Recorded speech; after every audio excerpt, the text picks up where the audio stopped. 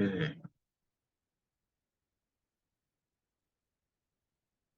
Yep.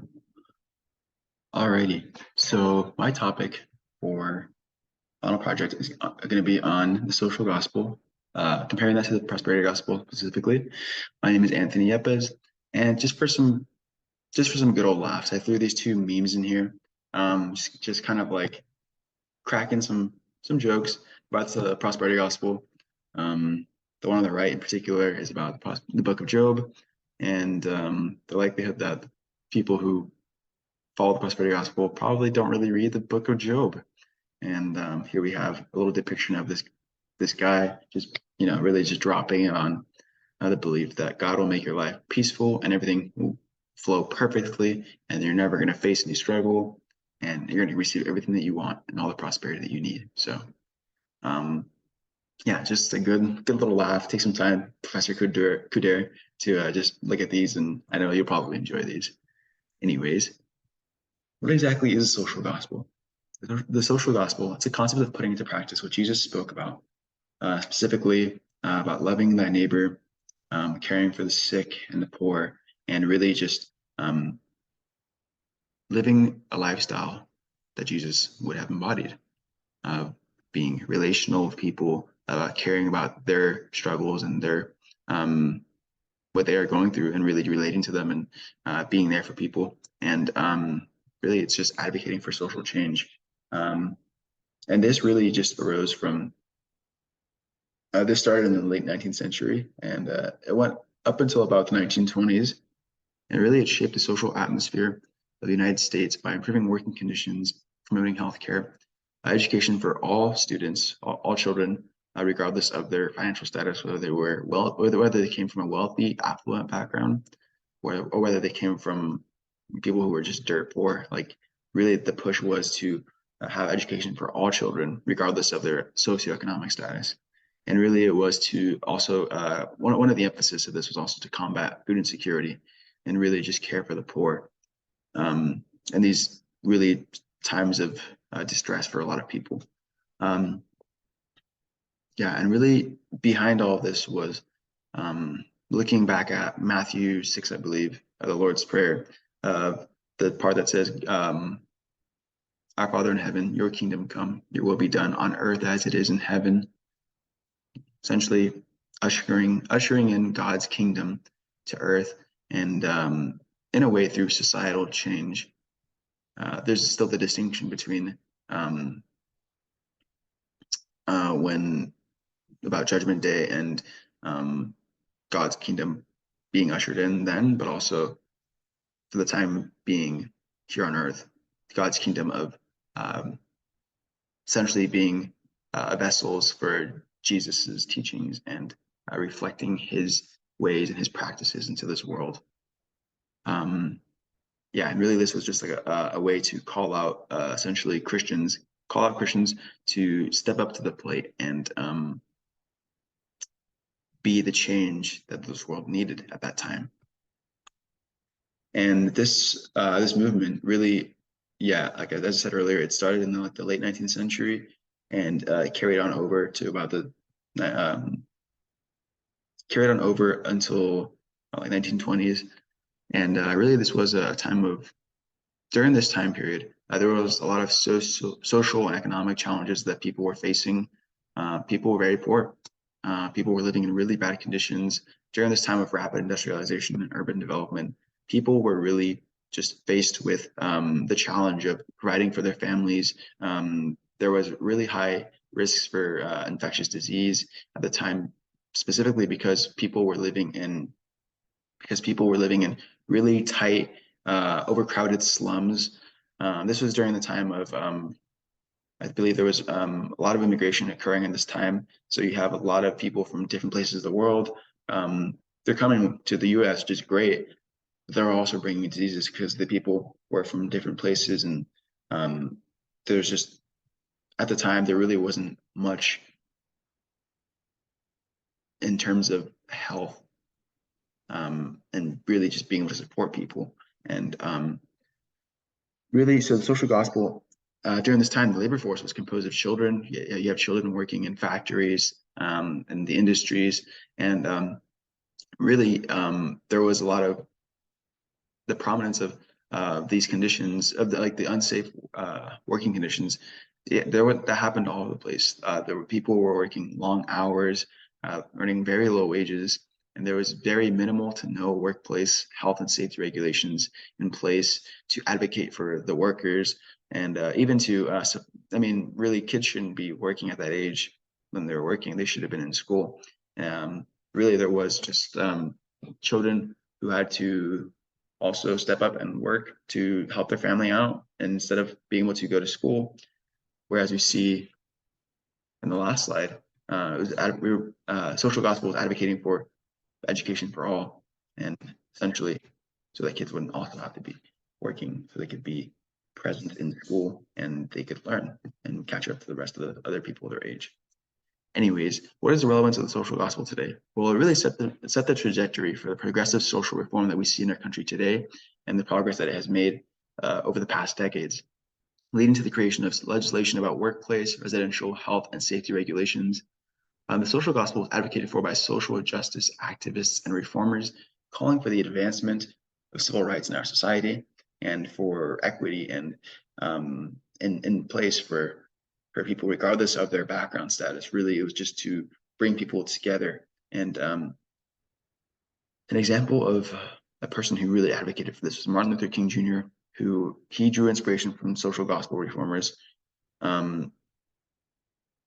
He drew inspiration from people who were advocating for the social gospel even prior to his time. He was raised in a household of his father and grandfather. They were very active in societal issues and trying to stir up change and stir the waters up so people could really be advocating for equal rights for people of color, African Americans. And Martin Luther King Jr., he drew upon not only his father's inspiration, his grandfather's inspiration, social gospel reformers such as Walter Rauschenbusch, but even just he drew upon inspiration from Jesus himself, the sermons that Jesus, parables that Martin Luther King Jr. would have heard of growing up in the church. Martin Luther King Jr., he also referred back to the early church and how they were active. The early church specifically, they were active in not only caring for people's souls, so it's not only just caring for where they're going in the afterlife, whether they knew Jesus or not, whether they accepted Christ or not, but also they were interested in tending to the people there right in front of them in their living conditions, and having community together and caring for the poor and supporting them. And really, that was one of the aspects of the social gospel that we can look back on now and see. And what exactly is the prosperity gospel? Well, this is like a completely the flip side of, or it can be the flip side of essentially caring for the poor and the needy. And what this is, it's a Christian theology. It's really emphasizing the ability to attain health, wealth, and success through relationship with God. It is popular among its proponents for bringing hope and the expectation of receiving blessing in favor from God for good behavior or giving financially. And really, it links what you do with what you get. It links your relationship of praying X amount of times a day, or giving X amount of money to the church or to your pastor or to a certain program. And it links that with receiving benefit and favor from God and receiving what is your heart's desire. And a large focus of this is on positive thinking, prayers, radical giving to earn the favor of God. And its opponents, they tend to argue that it is heavily influenced by materialism and what you can earn and the things of this world. And it really just shifts the focus of what Christianity, the core of Christianity, teaches about having a fatherly relationship, a vertical relationship with Jesus, with God. And it turns it into being a transactional one. It's essentially being a rewards-based system. And where exactly did the prosperity gospel come from? Well, it originated in the early 20th century from the New Thought movement, essentially focusing on the belief that problems in the world And the blessings, so either the positives or the negatives, come about by having good thoughts or bad thoughts. Essentially, like what we see today about people manifesting what they want to see in the world. Along with this movement came self-help ideas about affirmations, declaring positive thoughts over your life and what you want to see, and the expectation to receive what you are hoping for. And yeah, this really has made its way into churches today. So there is some controversy going on about this. More on that later, though. What is the relevance of the prosperity gospel? Well, many Christians today, and even non-believers alike, come together to critique the prosperity gospel, accusing it of providing false hope for expectations of prosperity, of attaining prosperity, and proclaimed certainty of divine healing. People tend to assume, if I do these things, I'm going to receive healing, I'm going to receive favor, I'm going to get what I want. And obviously there are many factors at play. So that's not really the proper thinking to have. Oh, that's from my point of view. So I don't want to, yeah. Anyways, well, Christians who argue against the prosperity gospel, they argue that it distracts and it takes away from the believers. It takes away their attention from the core teachings of Christianity, the way of Jesus, and how he lived, and how he treated other people. And it really emphasizes largely on amassing worldly wealth and financial prosperity. And if we look at the teachings of Jesus, the first greatest commandment is to love the Lord your God with all your heart, mind, soul, and strength. And the second that he teaches is to love your neighbor as yourself. So this is kind of, if you are really kind of just focusing on the materialistic aspect of things and neglecting caring for other people, being more selfish, it's kind of like you're neglecting the parts that are necessary in Christianity, that make up Christianity for what it is. And an example of this, well, Kay Bowler, in her article, I cited that in my references at the end of the page, and it will also be on the YouTube description below. Essentially, she describes in her article from her own experience the negatives of the prosperity gospel. One of the things that she focuses on is how it places the circumstances of the follower, whether they're in a good situation or a bad situation, on being a result of that person's faith or their prayer or their giving. So if someone's sick, in her case, she developed stage 4 cancer, and she talks about how, in her article, how it was beating her down. She was praying, calling out to God, and she felt like she was hearing from people like, oh, it's all going to work out, and really it wasn't acknowledging her struggle and what she was going through. It was kind of just like slapping a band-aid on. But that was just her experience, but I wanted to throw that in there. And how exactly does the social and prosperity gospel compare